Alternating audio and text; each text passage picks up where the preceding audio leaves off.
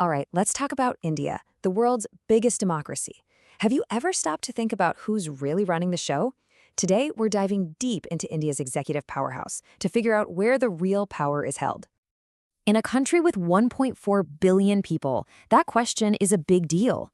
It's not just trivia, it gets right to the heart of how the entire nation works. And while a couple of famous faces might pop into your head, the real story is in the system itself, the constitutional rulebook that decides who calls the shots.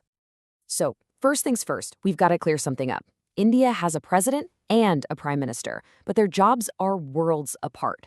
Think of the president as the ceremonial head of state, a symbol for the nation. But the prime minister? That's the head of government. They're the one holding the real, hands-on executive authority, and that's exactly who we're going to focus on. So where does all this power come from? Well, this isn't just based on some old tradition. This whole system was carefully designed and spelled out, right there in the Constitution of India. You see, India has what's called a parliamentary system, and the source of the prime minister's power is kind of cleverly hidden in the wording of the Constitution. Article 74 says there will be a council of ministers with the prime minister at the head to aid and advise the president. Now, aid and advise might sound a little passive, right? But believe me, that simple phrase is the constitutional key that unlocks the prime minister's immense authority. Okay, so let's crack open the prime minister's playbook. What are the specific powers that make this office the true center of gravity in the Indian government? Well, first and foremost, the PM is the government's leader. Not just a captain, but the architect and CEO rolled into one. They don't just get a team, they build it. They decide who gets what ministry, they can reshuffle the cabinet whenever they want, and they can even dismiss a minister. Ultimately, it's their job to make sure every single department is on the same page, working toward the same goals. And inside Parliament, the PM is steering the ship. They're the one leading the charge on the floor of the Lok Sabha, making those huge policy announcements and defending the government's decisions.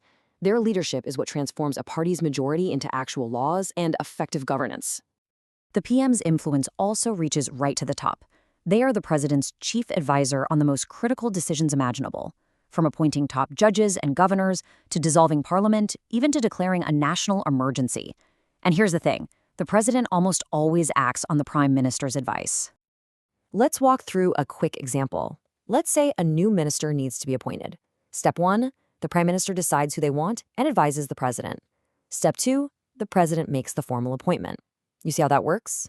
The president's signature makes it official, but the actual decision, the real power of appointment, effectively lies with the prime minister.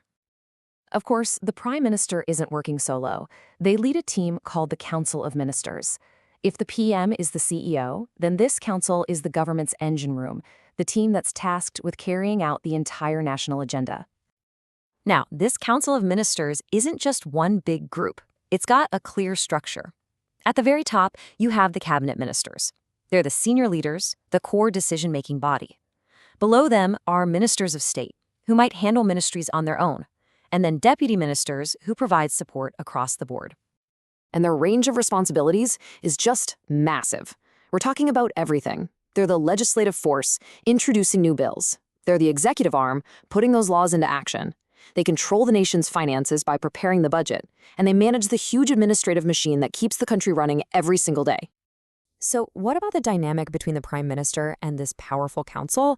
Well, this relationship is maybe the most critical one in the whole system. You could call it an unbreakable link. It all boils down to one fundamental principle, collective responsibility.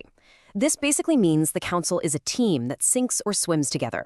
They are accountable as a single unit to the Lok Sabha, prime minister included, has to resign. This idea of collective responsibility enforces incredible discipline. It means individual ministers can't just go rogue or publicly disagree with a cabinet decision. They have to speak with one voice, presenting a united front.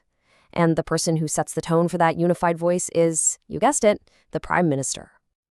And that link is absolute. I mean, the Council of Ministers literally owes its very existence to the prime minister.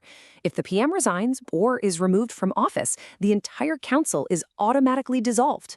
Poof, it just ceases to exist. They have no independent authority without their leader. This leads us to a really powerful metaphor. The prime minister is often called the keystone of the cabinet arch. You know what a keystone is, right? It's that central stone at the top of an arch that holds all the other stones in place. If you pull it out, the whole thing collapses.